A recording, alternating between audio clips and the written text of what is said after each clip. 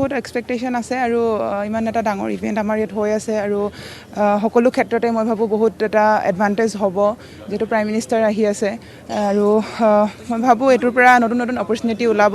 আমি দেখিবলৈ পাইছোঁ আগতকৈ বহুত ডেভেলপ হৈছে আমাৰ অসমখন।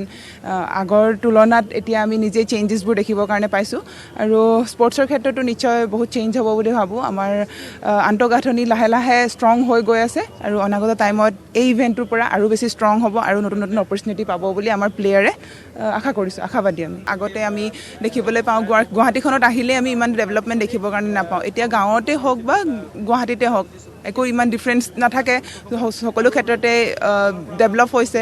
যিহেতু বাহিৰৰ মানুহ আহি যেতিয়া আমাৰ অসমৰ ওপৰত ইনভেষ্ট কৰিব, মই ভাবোঁ নিশ্চয় আমাৰ যিবোৰ ডাঙৰ ডাঙৰ ষ্টেট, যিবোৰ উন্নত মানৰ ষ্টেটৰ নিচিনাকৈ আমাৰ অসমখনো আগবাঢ়ি যাব পাৰিব বুলি। এইটোৱে অনাগত সময়ত যোনবোৰ নিউ জেনেৰেশ্যন আহি আছে তেওঁলোকক উৎসাহিত কৰিব যাতে আমি দেশৰ বাহিৰত গৈ কাম কৰিব পাৰিম। চৰকাৰীভাৱেও যিহেতু ঘৰৰ সকলোৰে থাকে যে এটা চৰকাৰী চাকৰি পোৱাটো, কিন্তু এনেকুৱা অপৰচুনিটি যদি চৰকাৰীভাৱে পাবলৈ সক্ষম হয় মই ভাবোঁ নিশ্চয় সকলো ক্ষেত্ৰতে ভাল হ'ব। মুখ্যমন্ত্ৰীক প্ৰথমে ধন্যবাদ জনাইছোঁ যে ইমান এটা ধুনীয়া অনুষ্ঠান তেওঁ অৰ্গেনাইজ কৰিছে আৰু ইয়াৰ পৰা তেওঁ প্ৰথমৰ পৰাই যিখিনি কৰি গৈ আছে আমাৰ অসমৰ কাৰণে আৰু আমি সকলো চেঞ্জেছ দেখিব পাইছোঁ। সৰুৰ পৰা দেখি আহিছোঁ এনেকুৱা চেঞ্জেছ ইমান সোনকালে দেখিবলৈ পোৱা নাছিলোঁ। তেওঁ অহাৰ পিছৰ পৰাই বহুতখিনি চেঞ্জেছ সোনকালে দেখিবলৈ পাবলৈ সক্ষম হৈছোঁ। অনাগত সময়ত যদি তেওঁ এনেধৰণে কাম কৰি যায় নিশ্চয় মই ভাবোঁ যে টপ 5খনৰ ভিতৰত আমাৰ অসমখন আহিবলৈ বেছি দিন নাই।